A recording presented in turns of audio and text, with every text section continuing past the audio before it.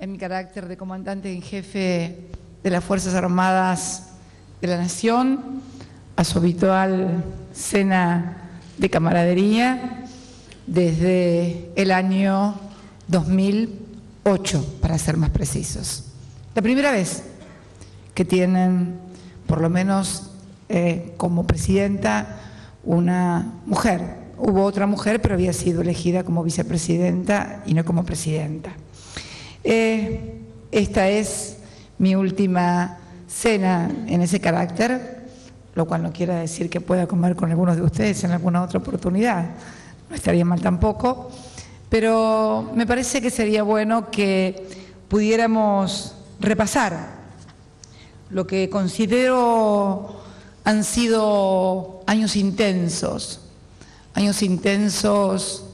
para nuestro país, años intensos para las instituciones armadas, años intensos para el mundo en general. ¿Y cómo nos ha ido a todos y cada uno de nosotros? No en términos personales, por supuesto, no estoy haciendo referencia a eso ni individual, sino en términos de instituciones y de país. Y podemos decir que hoy hemos recorrido un largo camino desde el año 2003 a la fecha.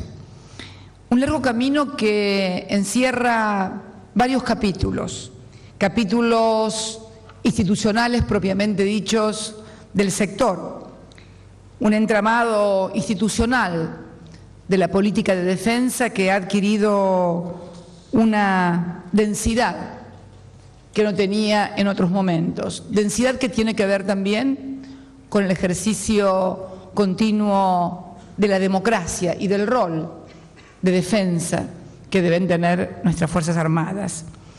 Hitos fundamentales que hemos protagonizado en estos años. Como todos sabemos, en 1988 se había sancionado la ley 23.554 de Defensa Nacional, pero estaba pendiente nada más ni nada menos que su reglamentación, que tuvo lugar en el año 2006 mediante el decreto 726 que firmara el presidente Néstor Carlos Kirchner, que reglamentó precisamente luego de largos 18 años esa ley de defensa.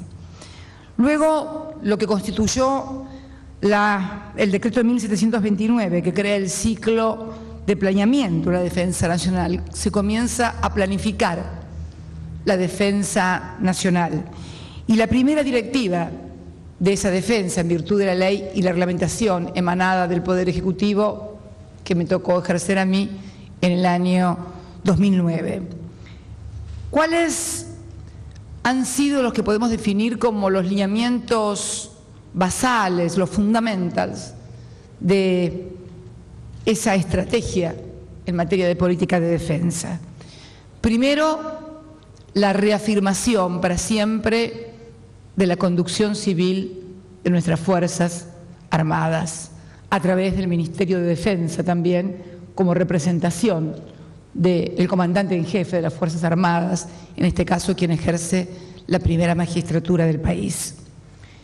También la operación conjunta, la conjuntez, como podríamos definirla, que es en definitiva concebir a las Fuerzas Armadas no como la Fuerza Aérea, el Ejército o la Marina, sino un conjunto, un equipo que se encarga de defender la nación en el aire, en la tierra y en el mar. Esto no es, esto que puede parecer casi una obviedad, no es una cuestión menor. Estrategias individuales de cada fuerza en un actuar en forma conjunta fueron tal vez motivo de alguna derrota que podríamos tal vez haber evitado, morigerado, atemperado, o por qué no tal vez haber salido victoriosos. Creo que entonces la asunción de que las Fuerzas Armadas de la Nación son una sola, que también tiene que ver porque uno piensa por qué se había producido esta muchas veces suerte de disputa en sordina entre las fuerzas. era producto de que durante mucho tiempo las Fuerzas Armadas no cumplieron con su rol fundamental, que era el de la defensa de la nación. Incursionaron en el tema de la política, y cuando se incursiona en el tema de la política, siempre hay disputa. Los políticos disputamos con una urna en el medio, en democracia. Bueno, las Fuerzas Armadas disputaban por allí poder, en el ejercicio del poder de alguna otra manera. Era una distorsión que se había producido a partir de la propia distorsión de la función que las instituciones armadas debían cumplir en nuestro país. Por eso la conjuntez es el segundo lineamiento estratégico. El diseño del instrumento militar en función de la misión principal y la adopción de una postura y actitud estratégica defensiva que cuenta con una doble dimensión, autónoma y cooperativa. Autónoma porque ya no necesitamos que nos enseñen en ningún país cómo defender la patria. Además, no deja de ser también una contradicción que vivimos en el pasado. Nos preparaban afuera quienes podrían eventualmente ser nuestros atacantes a defendernos. Convengamos que no soy militar, no soy una experta estratega, pero no confiaría mi formación de defensa a quien puede mañana eventualmente ser mi enemigo. Debería preparar mi propia estrategia, mi propia política de defensa en base a lo que es mi país y a los recursos con los que cuenta mi país y a lo que puedo diseñar en mi país. Y de cooperación, porque también tenemos el orgullo, los argentinos, de decir que nuestro país, la República Argentina y sus Fuerzas Armadas han cooperado en todas las misiones de paz de la ONU, fundamentalmente en Haití, en Chipre, donde hemos tenido un rol preponderante. Más tarde me voy a referir inclusive al número de efectivos que se han desempeñado en cada una de esas misiones, MINUSTAH, en Haití, Chipre. Derechos humanos y defensa. Parecía que era imposible poder articular por la historia que vivimos. Yo dije en mi primera intervención en este ámbito como comandante en jefe allá por el año 2008, en ese momento me referí a derechos humanos y a lo que había pasado en nuestro país y dije que iba a ser la primera y última vez que iba a hablar del tema, porque luego se iba a encargar la capitana Justicia y el general Tiempo, lo tengo muy bien en mi memoria. Y así fue. Creo que hoy la política de derechos humanos en materia de defensa, mediante el decreto 825 también del entonces presidente Kirchner, que habilita al Ministerio de Defensa a intervenir en la instrumentación y difusión de las normas de derechos humanos. Se crea también en este ámbito una Dirección Nacional de Derechos Humanos, histórico hallazgo en el año 2003 de la documentación en subsuelos del edificio Cóndor. La reforma también que hicimos del sistema integral de justicia que tenían las Fuerzas Armadas, cosas que mucha gente desconoce. Por ejemplo, la ley 26.394 de agosto del año 2008, también durante mi primer mandato como presidenta, donde eliminamos el fuero militar, donde los militares se juzgaban a sí mismos, y también eliminamos la pena de muerte, porque, aunque parezca mentira, en un país donde la Constitución prohíbe la pena de muerte, había pena de muerte precisamente en el Código de Justicia Militar. Parece una cuestión menor, pero para quienes pensamos que la vida solamente puede ser retirada por quien la ha creado, por Dios, no es una cuestión menor.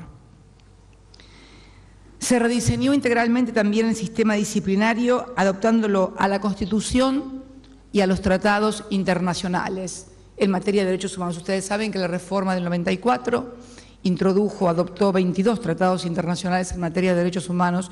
Yo también fui convencional constituyente y les dio jerarquía intraconstitucional y por lo tanto también los puso a nivel de por sobre la legislación nacional. No podemos apartarnos en materia de derechos humanos de lo que marca la política internacional. Y en esto también podemos decir con mucho orgullo que nuestro país hoy es líder en el mundo en materia de derechos humanos, pero de derechos humanos en serio.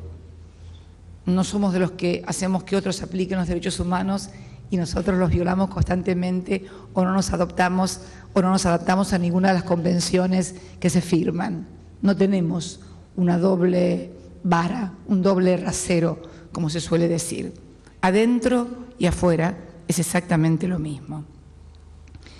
Se instituyó un único servicio de justicia también conjunto de las Fuerzas Armadas. Esto hace también a lo que decía al principio, el tema de terminar con los compartimentos estancos y de la visión de que cada una de las fuerzas era en sí misma algo diferente a la otra y por lo tanto tenía toda una estructura orgánica con cosas y servicios que se prestaban en forma simultánea de la misma manera en cada una de las fuerzas.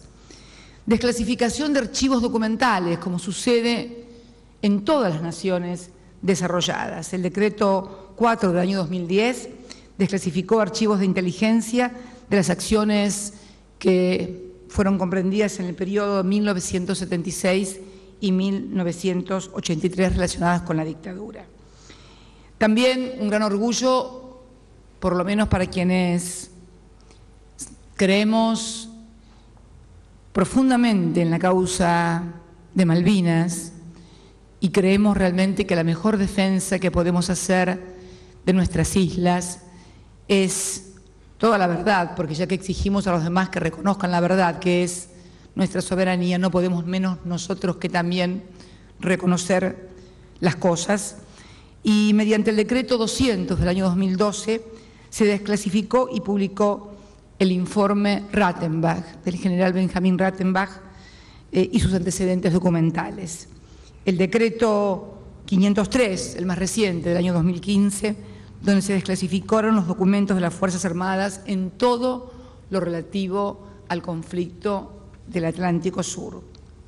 La política también de archivos abiertos, que fue una política desde el principio implantada por el gobierno del presidente Kirchner, entrega de copias de las actas de la dictadura a organismos de derechos humanos, bibliotecas, universidades, muestra de las listas negras, también un hallazgo de la libertad, así se lo tituló, donde se puso a disposición lo que eran las listas de personalidades del arte y la cultura que habían figurado en listas negras en épocas en las que, bueno, en las épocas que todos sabemos y que no es que no querramos mencionar ni recordar, sino simplemente en estos momentos dar cuenta de lo que hemos hecho respecto de ellas. Los archivos pertenecientes al expenal de Magdalena. Hace muy poco, una sorpresa que tuvimos que fue el hallazgo del fondo documental del entonces almirante Rojas con lo que fue el bombardeo a la Casa Rosada. Impresionante porque esto tal vez mucha gente no lo sepa, pero ahora está en el Museo de nuestras Islas Malvinas y se encontró lo que era la agenda del general Perón el día del bombardeo, las entrevistas que tenía y también las fotos y los daños que tuvo la Casa Rosada con motivo de ese bombardeo. La desclasificación de documentos de Malvinas y el acceso público a todos los materiales en archivosabiertos.com al que cualquier argentino, cualquier ciudadano del planeta puede acceder. Políticas de género. Bueno, acá me voy a ir con una deuda. Si bien hemos avanzado muchísimo en materia de género, ha aumentado un 50% el ingreso de mujeres a nuestras Fuerzas Armadas y el 15% de los efectivos son congéneres. Yo decía en cada discurso que no quería irme sin ver una generala, un general, no sé cómo se dice. Alguna vez algún almirante me chicaneó porque me dijo, ¿y cómo le va a decir a la almiranta? ¿Almiranta? Digo, bueno, ya encontraremos el término, almirante, se lo vamos a encontrar. Pero hoy charlando esto con el ministro Rossi me decía que tal vez en 1 o 2 años más podamos tener una mujer con las palmas. No sé qué llevan los almirantes, pero siempre me impresionaron mucho las palmas. Debe ser porque, ¿qué llevan? laureles, igual que los son palmas también, ¿o no? Bueno, no importa. Queremos tener mujeres, en definitiva, para decirlo en síntesis, sin tanto eufemismo, metáfora, en la conducción de las Fuerzas Armadas también. Esta es una deuda, pero estoy segura que la van a hacer cumplir las mujeres que están ingresando. Tengo mucho más confianza y he puesto mucho más por ellas en las Fuerzas Armadas. También en esta materia se crea en el Ministerio de Defensa el Consejo de Políticas de Género, la Dirección de Políticas de Género, comienzan a crearse oficinas de género, participación del Ministerio, que me gustó muchísimo, en la marcha Ni Una Menos, que miles y miles de mujeres protagonizaron, no solamente aquí en Buenos Aires, sino a lo largo y a lo ancho del país, en todas las plazas, contra la violencia de género, uno de los flagelos más tristes que puede sufrir una sociedad. Avances cuantitativos, les decía, 50% de aumento y un 15% de los efectivos de las Fuerzas Armadas. Una dimensión internacional también de la defensa, que tiene que ver con lo que decíamos al principio, la cooperación. Ya no tenemos un protagonismo únicamente fronteras adentro, sino también fronteras afuera y en misiones de paz. Y también integrándonos al ámbito natural que nos es propio, uniéndonos con nuestras hermanas Fuerzas Armadas del Cono Sur, que es allí nuestro lugar en el Consejo de Defensa del UNASUR, y la creación en el año 2014, a propuesta de la Argentina, de la Escuela Sudamericana de Defensa, que funciona en la sede del UNASUR en Quito, capital del Ecuador, en ese magnífico edificio que los presidentes de nuestra región, y en especial el presidente Rafael Correa, nos han distinguido a los argentinos con el honor de llamar a ese maravilloso edificio que está ubicado allí, en el centro del mundo, edificio presidente Néstor Kirchner. Fortalecimiento de la región como zona de paz, algo que también debemos rescatar en todos estos años, cuando en años anteriores, y no tan anteriores, en la década del 90, nos vimos enfrentados en la región, inclusive con algunos escándalos en materia de armas también en la región, e intensificación de las relaciones bilaterales. Nuestra fragata Libertad, esa fragata Libertad que también adquirió una dimensión diferente a partir del episodio lamentable cuando fue retenida ilegalmente en Ghana, y muchos aconsejaban y decían que buscaban dinero, que nunca apareció, por supuesto, para pagar el rescate. El rescate no era con dinero, el rescate era con política y con vocación de soberanía, independencia y autonomía. La independencia y la libertad no se compran, se ganan. Y por eso jamás iba a aceptar pagar ni medio centavo por la liberación de la fragata Libertad, que era todo un símbolo que la Argentina tenía allí, atrapada. Y finalmente conseguimos su libertad, porque teníamos razón y porque se aplicó el derecho internacional. Fragata que también por primera vez ancló en La Habana, en la República de Cuba, que algunos se debe haber horrorizado, tal vez hace un año o dos, pero ahora que lo han visto al presidente de los Estados Unidos, alguno que se horrorizaba, abrazarse con el presidente Castro, ya calculo que no les parecerá tan mal La Habana, ni tan terrible Cuba. Así que miren qué adelantados. Antes que Obama, antes que Estados Unidos, llegaron ustedes a La Habana, con nuestra fragata Libertad.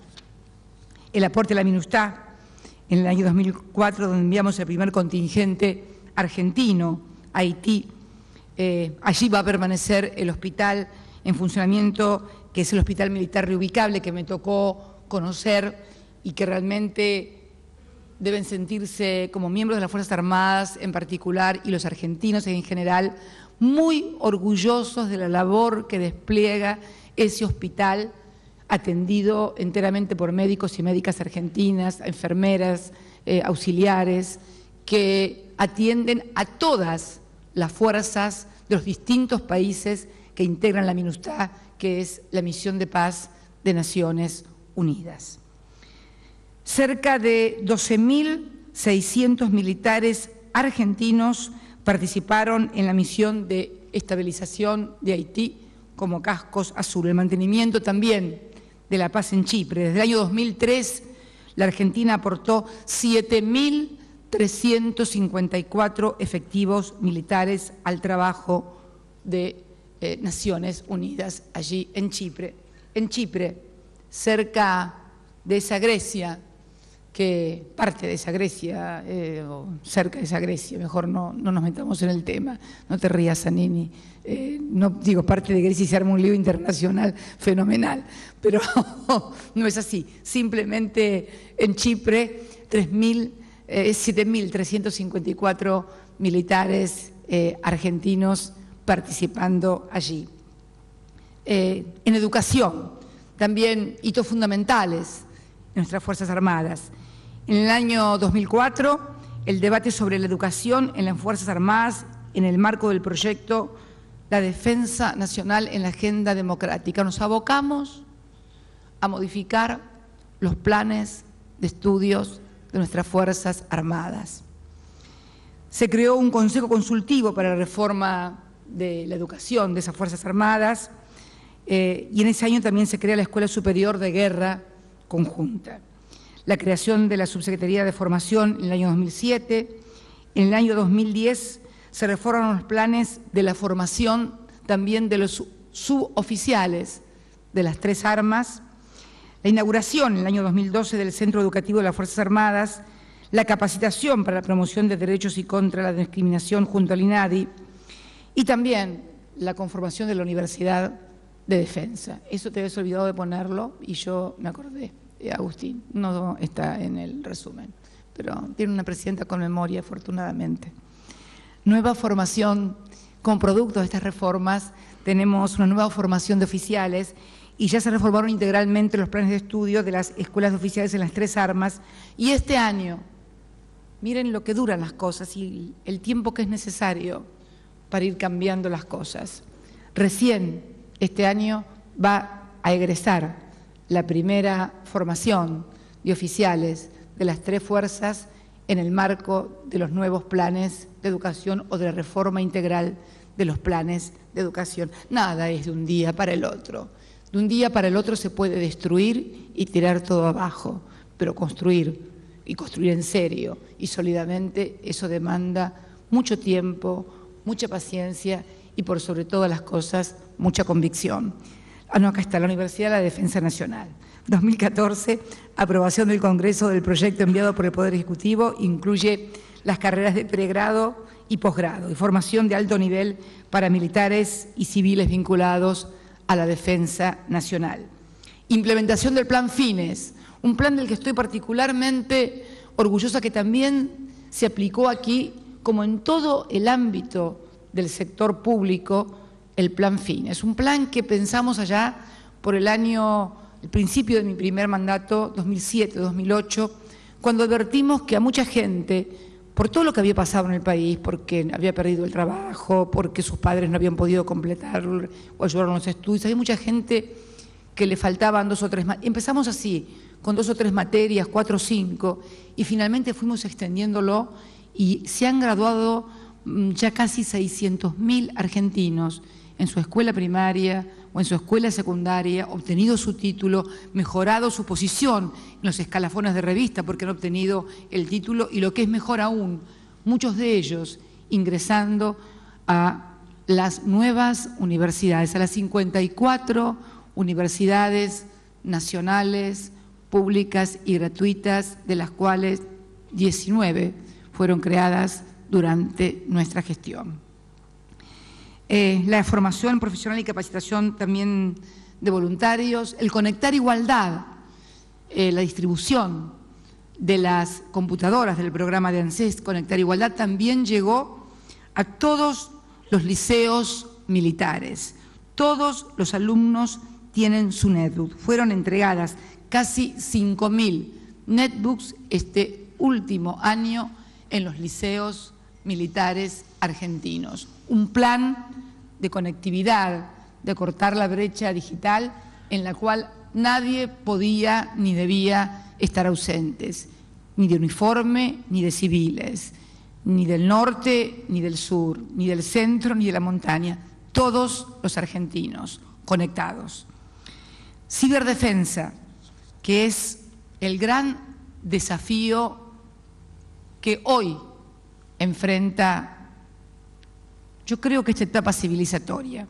Aquí hemos creado el Comando Conjunto de Ciberdefensa en mayo del año 2014, la Ciberdefensa y la Dirección General de Ciberdefensa, y en septiembre del 2015, en unos pocos meses más, vamos a inaugurar el Centro de Ciberdefensa. Esto, les puedo asegurar, es una de las claves de ahora y del futuro.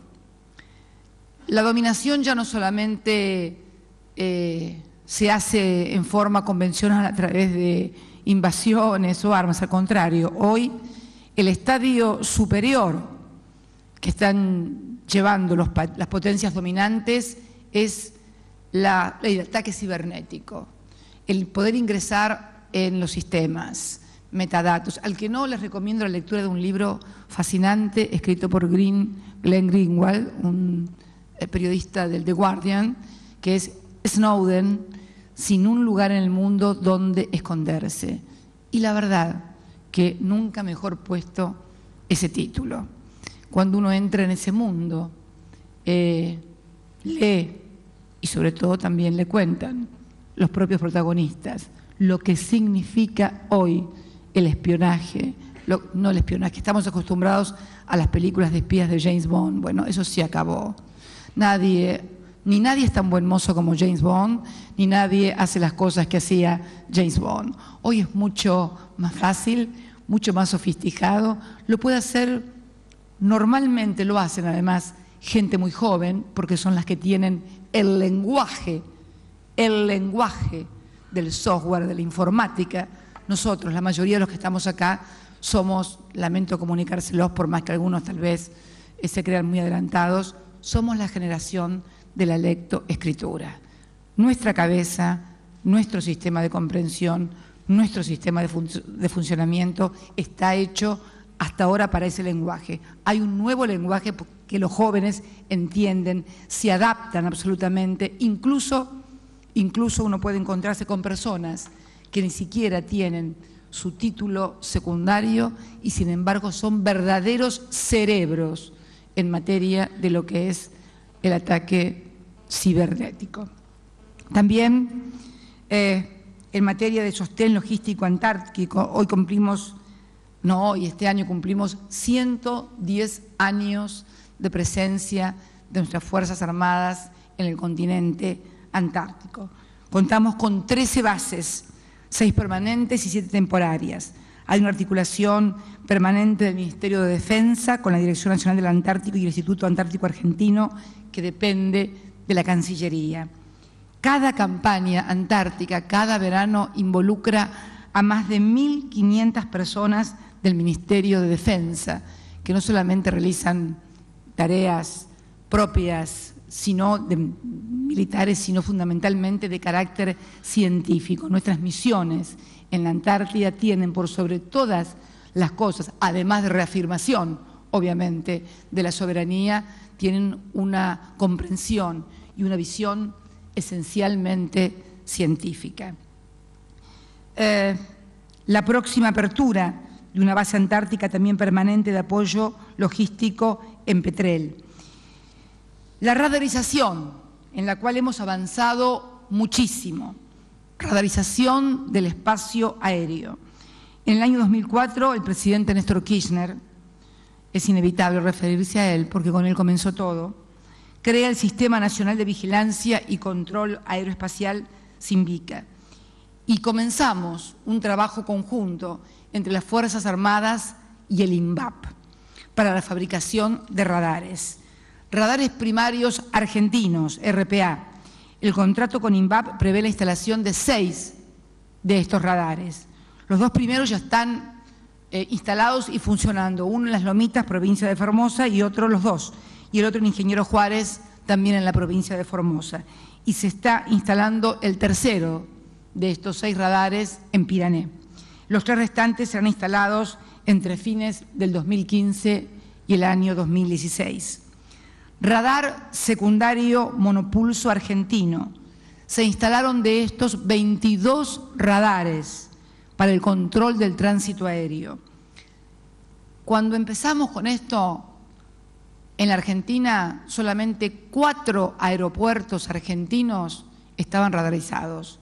4. Hoy tenemos 26 aeropuertos radarizados y estamos ya cubriendo el 95% de las rutas aéreas argentinas. No estamos hablando del siglo pasado, estamos hablando apenas de hace 12 años atrás.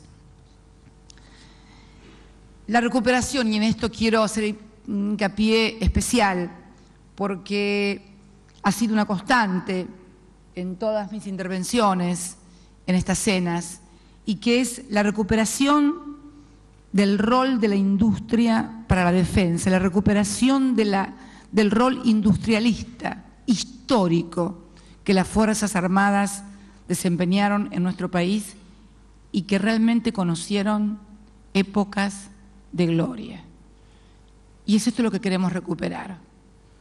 No la gloria, sino la industrialización.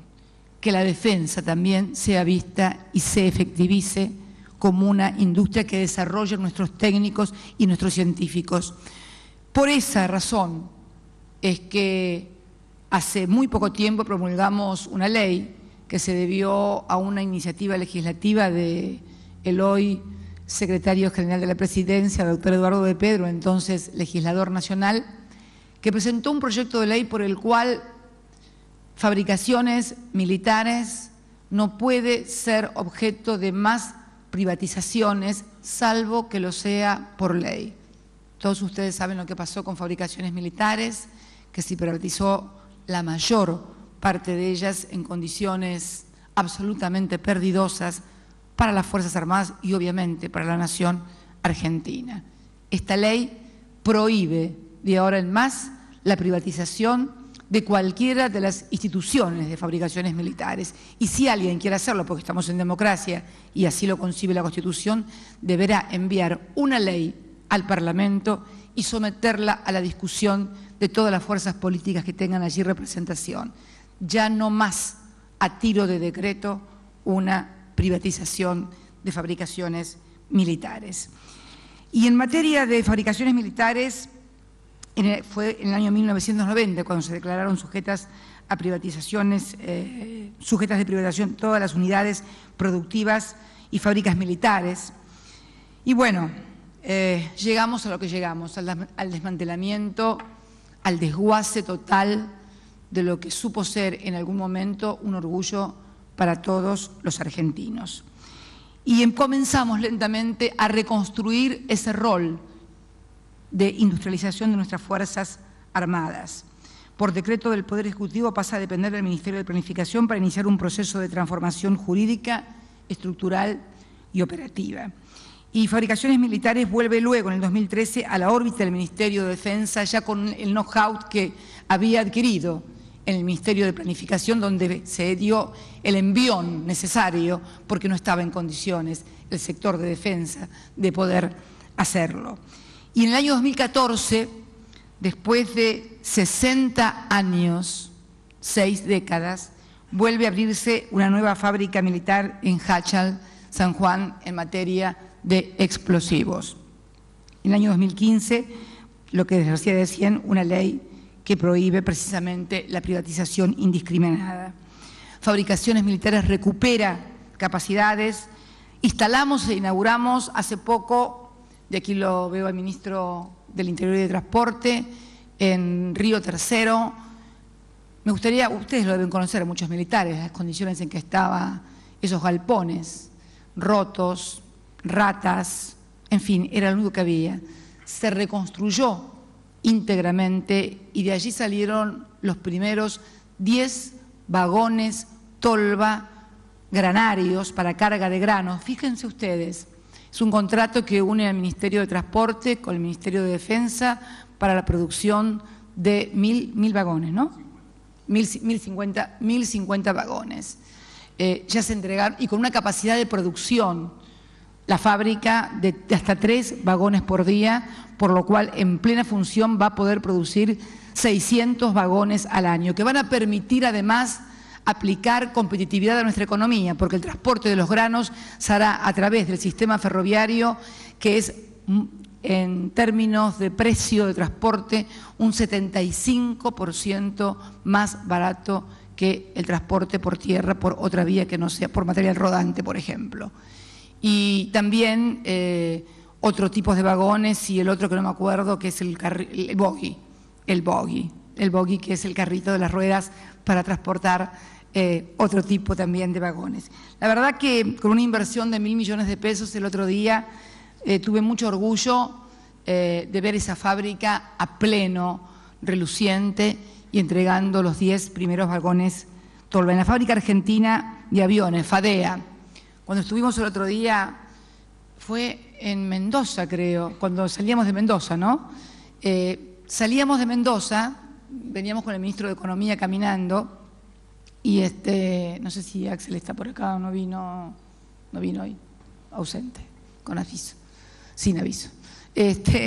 Salimos, íbamos camino al Tango 01 para retornar aquí a Capital Federal, y de repente veo unos aviones pequeños, relucientes, y pilotos que los estaban operando. Y no pude resistir la tentación. El jefe del aeropuerto que me acompañaba, el brigadier de la base, le pregunto: ¿qué son? Son los aviones Pampa, ¿puedo ir a verlos? Y allá nos fuimos.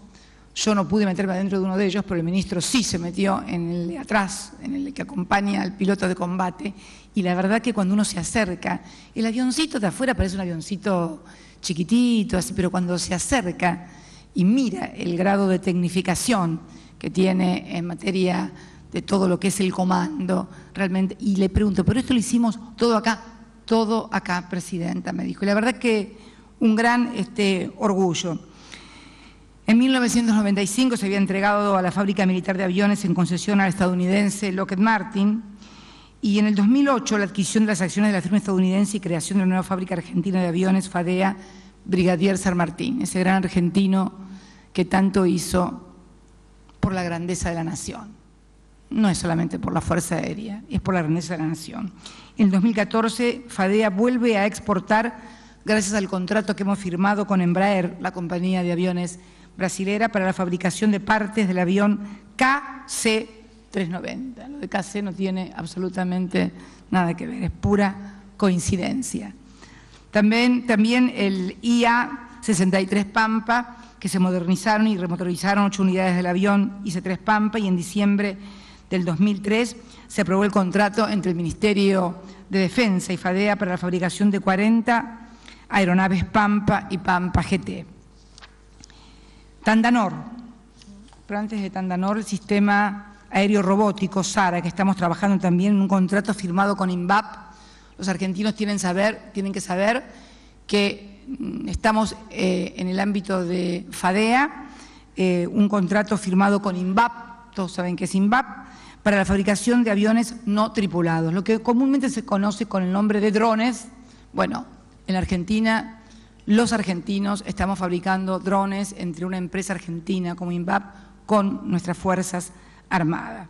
Las tecnologías se transferirán a fabricaciones militares y FADEA, que serán los responsables de la producción en serie de los productos desarrollados, o sea, todo el desarrollo científico, el proyecto, la ejecución, la matriz, la hace INVAP. Una vez que termina esto, entrega la tecnología, el know-how a fabricaciones militares, a FADEA, que se encarga de la producción de estos drones. Impensable. Hace unos años atrás, Tandanor, también sometida a privatización en 1991, quiebra en el año 2000, en el año 2007 se declara fraudulenta la quiebra, y en el 2010 año de nuestro bicentenario, nace el complejo industrial naval argentino SINAR, uniendo los talleres de Tandanor con el astillero Almirante Storni, y recuperar nuestra capacidad, por ejemplo, para el mantenimiento de submarinos. Recuerdo cuando inauguramos la terminación de la media vida, de lo que se denomina media vida, del submarino San Juan. Y también, por primera vez, porque no teníamos las capacidades tecnológicas, estamos modernizando y reconstruyendo rompehielos Almirante Irízar. El Almirante Irízar, como todo rompehielo, debía ser reparado en Brasil porque nosotros no teníamos la tecnología ni las capacidades para hacerlo. Hoy lo estamos haciendo los argentinos. Se realiza en nuestro país y en toda Latinoamérica la reconstrucción total de un rompehielos. Total de un rompehielos, porque ni siquiera tampoco era totalmente en Brasil, también tenían que traer tecnología, creo, de otro lado. Es la obra con mayor complejidad que se está haciendo en los 130 años de Tandanor. La modernización y recuperación del histórico Almirante Irízar. Es la obra más importante en toda la vida de Tandanor y la estamos haciendo acá, nosotros, los argentinos. El presupuesto destinado a desarrollos tecnológicos, que es el gran rol, o uno de los grandes roles que yo creo es también objetivo de defensa nacional, el presupuesto destinado, digo, a desarrollos tecnológicos y productivos para la defensa se multiplicó 70 veces entre el año 2003 y el año 2015.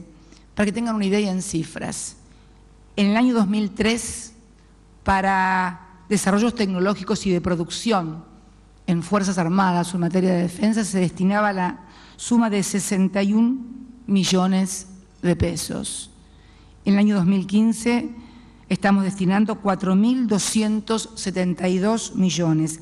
Es un incremento del 6.834%. Mídanlo con los números, con los índices y con las varas que mejor les gusten. Pero nunca había pasado desde hacía mucho tiempo algo similar en la República Argentina, pese a que algunos se desgarraban las vestiduras hablando de las Fuerzas Armadas. No se trata de hablar de las Fuerzas Armadas, se trata de construir y reconstruir a las Fuerzas Armadas de la Nación. Y en eso es en lo que estamos.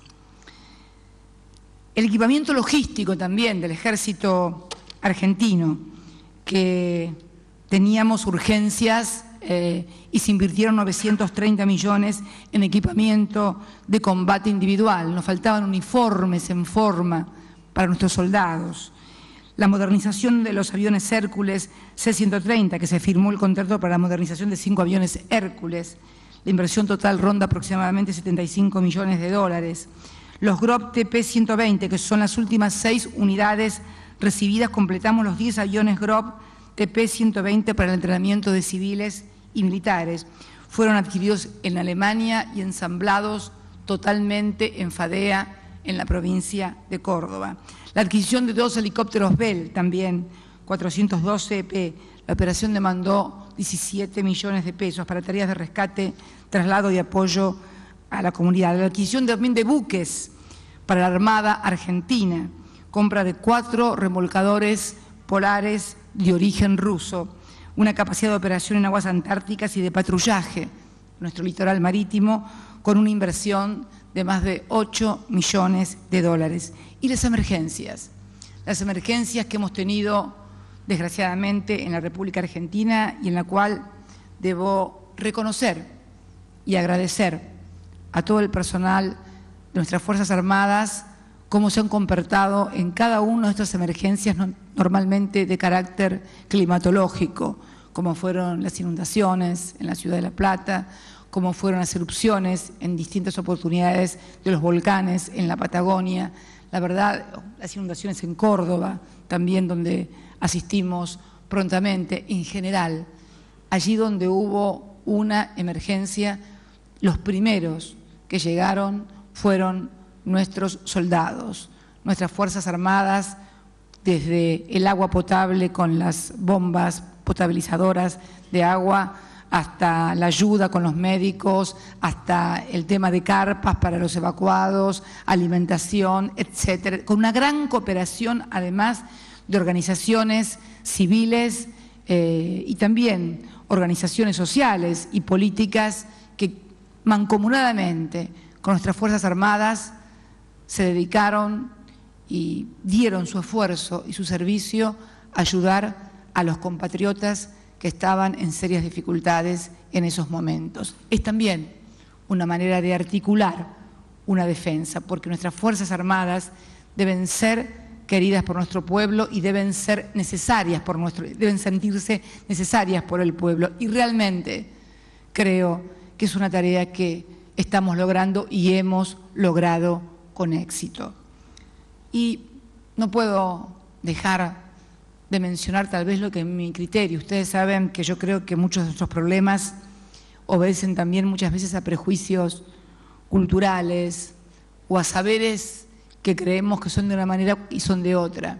No puedo dejar de mencionar lo que vivimos en esta última semana de mayo, cuando se trasladó el sable corvo del padre de la patria, del general San Martín, a su lugar histórico. Yo sé que por allí a algunos les hizo un poquito de ruidito en el estómago, porque bueno, querían tener el sable corvo ahí en el regimiento de granaderos, pero créanme que estoy segura que San Martín está absolutamente feliz en donde esté, de que su sable esté allí en el Museo Histórico Nacional, en la historia nacional, acompañado por el sable de Belgrano, de Dorrego, del almirante Brown, del brigadier general don Juan Manuel de Rosas, del general Las Heras y de tantos otros argentinos que dieron su vida y construyeron la patria. Fuerzas Armadas comprometidas en situaciones de emergencia, y ver esos chicos también, no puedo dejar, y esto creo que es tal vez el avance más importante que hemos logrado, ver a toda la población volcada a las calles, acompañando la marcha de ese sable, ver a muchos chiquitos, a miles de niños argentinos orgullosos en el Día de la Patria, con el uniforme, con el birrete, con el sable de cartón, que también desde ese gran aporte cultural que es Paca Paca, la televisión pública, ha hecho con ese personaje Samba, enseñarle a nuestros niños a amar y a conocer a nuestros próceres. Los ídolos de nuestros niños no pueden seguir siendo un agente de espionaje o monstruos que nos crean en Hollywood. Nuestros héroes para los niños tienen que ser los héroes que construyeron la patria. Eso también es construir nacionalidad e identidad. Y en esto creo que todos tenemos que colaborar. Y yo lo sentí ese día. Fue uno de los días más emotivos que me tocó vivir cuando el soldado, porque no era un oficial, el soldado, el granadero que desenfunda el sable y lo deja sobre la bandera de los Andes, y luego lo tomé con mis manos para colocarlo allí en el centro de ese museo. Pocos días tan emotivos para una persona que ama la historia de su país y que cree que todavía debe ser conocida bien a fondo por todos los argentinos. Avances logrados, también la capacitación del personal militar para situaciones de emergencia, porque una de las cuestiones que siempre hemos tenido, la emergencia requiere una preparación de manera tal de que ante el evento no se salga a tontas y a locas, sino en una forma planificada, tener una planificación para cualquier emergencia y el tipo de emergencia que se produce, para saber cómo tienen que ser los desplazamientos, quiénes deben llegar primero, tener zonificado el país, todo lo que requiere el abordaje integral e inteligente, sobre todo, de la emergencia. Podría hablar también del fortalecimiento de los hospitales militares, de las tareas de la comunidad, como por ejemplo el agua potable para 180 familias en un barrio en Florencio Varela, los hospitales militares, como por ejemplo diagnóstico de infraestructura y equipamiento junto a la Universidad Nacional de Rosario, o por ejemplo en Río Gallegos, mi ciudad, donde hemos equipado totalmente el hospital militar de la brigada, la apertura de la comunidad de hospitales militares. Ahí todavía tenemos que darle una vueltita más, porque muchas veces la costumbre de vivir en los barrios militares o tratar solamente con los propios militares, hay un cierto, yo no diría resistencia, pero sí cierto grado de reticencia para abrir definitivamente esos hospitales a la comunidad y atender no solamente a los soldados o a los suboficiales o los oficiales, sino a todos los argentinos, porque todos los argentinos contribuyen al sostenimiento de esos hospitales y de sus Fuerzas Armadas. Podría seguir mencionando numerosas acciones, pero creo que lo realmente importante es comprender que esto que estamos haciendo en este ámbito no es algo aislado, no es una política para las Fuerzas Armadas, una política para la ciencia y la tecnología o una política para la educación. Al contrario, es un concepto integral de nación que derrama en todas y cada una de las partes que conforman esa nación y aplica los esfuerzos humanos y colectivos y los recursos económicos necesarios para dotar a la Argentina de soberanía. Soberanía. Por favor, graben a fuego esa palabra en sus corazones y en sus cabezas. Va a ser la palabra que va a definir el devenir de este siglo XXI. No estamos hablando de la soberanía de un límite territorial o la soberanía que implica cantar con orgullo el himno, izar la bandera. La soberanía que debe darse en todos y cada uno de los ámbitos, en la producción, en la industrialización, en la ciencia y la tecnología. Ese faro de la soberanía que inauguramos en el Museo de nuestras Islas Malvinas no es solamente una soberanía territorial, no es solamente una soberanía declamada, es una soberanía que define a un país que quiere tener identidad propia, que quiere tener fundamentalmente autonomía razonable en un mundo que sabemos interdependiente, pero que necesitamos imperiosamente reconstruir con mucha fortaleza para que las variables externas, cuando se producen en forma desfavorable a nuestros intereses, tengamos la fuerza suficiente para amortiguar los daños que se puedan hacer. Y lo hemos logrado. En un mundo, en una Europa que se debate, hoy podemos decir que nuestra economía, pese a todos los pronósticos, algunos tal vez porque los habían convencido, otros tal vez, creo, la mayoría interesados, afortunadamente para nosotros los argentinos no se ha cumplido ninguno. ¿Pero por qué?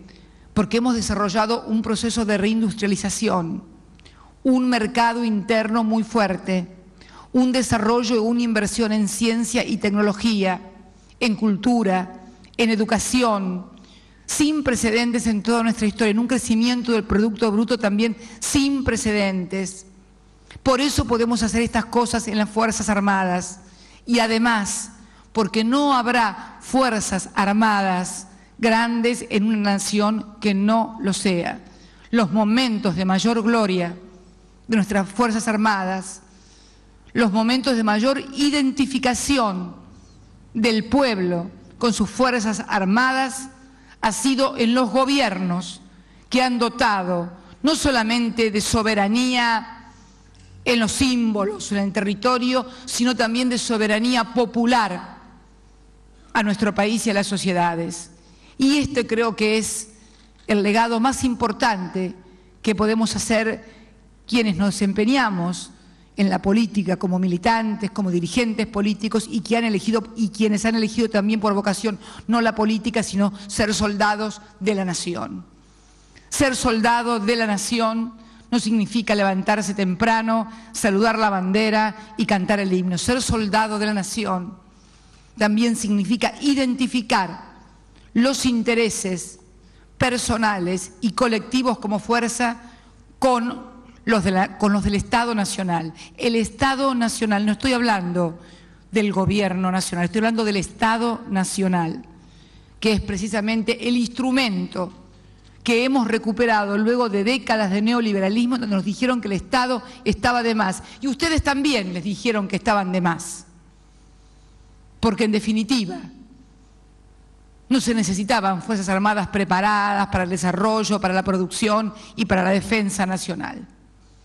Se necesitaban tal vez Fuerzas Armadas para recordarlas el 25 de mayo o el Día de los Granaderos o un desfile militar, que son lindos los desfiles, me gustan, hay que hacerlos.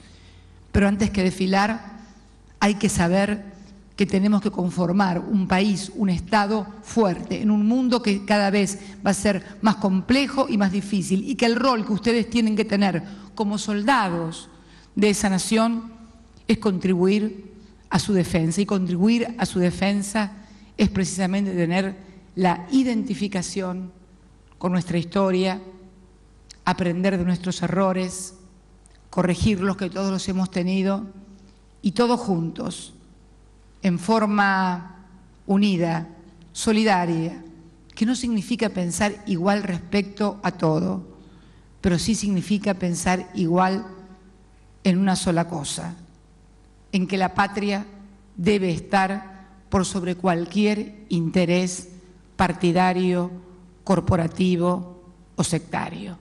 Creo que esto tal vez sea lo más importante que hemos logrado en estos años. Más allá de críticas, de errores y de desaciertos que todos podamos haber tenido, porque bueno, quien gobierna y quien hace normalmente puede también y se equivoca, pero lo hemos hecho con un profundo amor a la patria, con una defensa irrestricta frente a ataques como nunca se vieron, externos e internos. Hace pocos días vimos cómo una nación, cuna de la democracia, de nuestra cultura, de nuestra propia cultura occidental, Grecia, se debatía y se debate en una situación similar a la que vivimos en el año 2001. Esto nos tiene que dar un aprendizaje a todos nosotros y fundamentalmente a ustedes, que muchas veces también han sido utilizados externa e internamente para defender intereses que no eran los del país, que eran los de grupos, y que muchas veces vemos que siguen gozando de los mismos beneficios mientras otros están purgando las penas por las cosas que los mandaron a hacer y les hicieron hacer. Por eso yo quería, en esta mi última cena de camaradería de las Fuerzas Armadas, convocarlos a que nunca más se dejen llevar por un canto de sirena. En todo caso, hagan como Ulises, átense al mástil de la nave para ver cómo es el canto, pero nunca más se dejen llevar por los que a la hora de hacer las cosas son del ejército de los animémonos y vayan. Nunca más, soldados de la patria, nunca más esos errores. Creo que todos hemos aprendido y están dadas las condiciones, están dados los cimientos sólidos para seguir construyendo este gran país que es nuestra casa, la República Argentina. Muchas gracias y vamos a brindar. Quiero brindar por nuestras Fuerzas Armadas y por la patria. Salud.